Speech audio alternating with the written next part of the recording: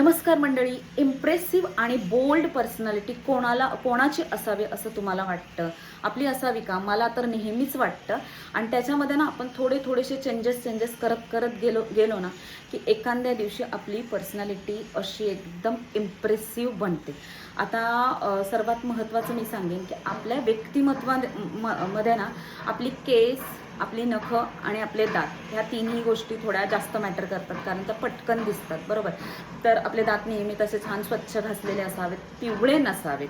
केससुद्धा छान वेळोवेळी धुतलेली असावीत, स्वच्छ केस असावीत. आणि नखंसुद्धा वेळोवेळी कापलेली असावीत किंवा वाढलेली. आता वाढवतात काही लोक, पण त्याची काळजी घेतली पाहिजे. नाही तर काय असतं ना, वाढवलेल्या नखांमध्ये ना खूप छान अशी घाण अशी बसलेली असते, तर ते तसं काही दिसू नये. हे झालं आपल्या दिसण्याबद्दल.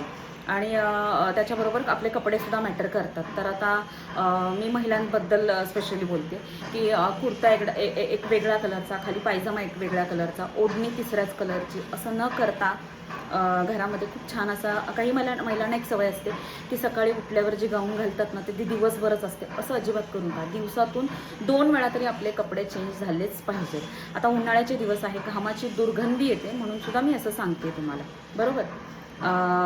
कपड्यांचं अजून असं सांगेन की आपण 4 माणसात जातो ना, तर मळालेली कपडे किंवा चुरगळलेली कपडे असं घालून न जाता नीटनेटके पणातच जायचं आहे. कारण आपण 4 माणसात गेलो ना की आपल्याला सुद्धा एक सवय असते की कोण छान दिसत असेल, म्हणजे कोणाचं जर व्यक्तिमत्व खूप सुंदर दिसत असेल ना, आपण असं लगेचच म्हणतो ना, अरे माझी सुद्धा पर्सनॅलिटी अशीच पाहिजे असायला पाहिजे.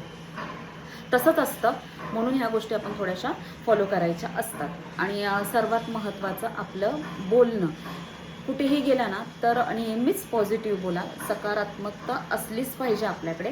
कुठल्याही गोष्टीकडे बघण्याचा दृष्टिकोन आपला पॉझिटिव्ह असला पाहिजे. एखादी जर व्यक्ती किंवा आपल्याला कुठलंही काही जर छान दिसलं एखाद्या व्यक्तीकडे, तर त्या व्यक्तीची प्रशंसा केली गेलीच पाहिजे.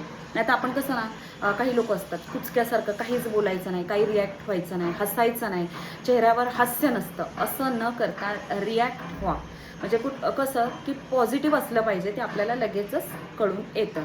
आणि सर्वात महत्त्वाचं आपली वर्तणूक 4 माणसात गेला ना की आपली वर्तणूक खूप चांगली असावी असं मला तरी वाटतं.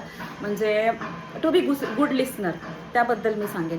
आता आपण एखादं भाषण ऐकतोय किंवा एखादा प्रोग्राम ऐकतोय, समोरचा व्यक्ती आपल्याला जीव तोडून काहीतरी सांगत असतो, तर आपण उत्तम श्रोते व्हायचं असतं. त्या व्यक्तीला हो नाही असं बोलायचं असतं. मग त्या व्यक्तीला सुद्धा असं हे मिळतं, आपल्याकडून कुठेतरी थोडासा सपोर्ट मिळतो.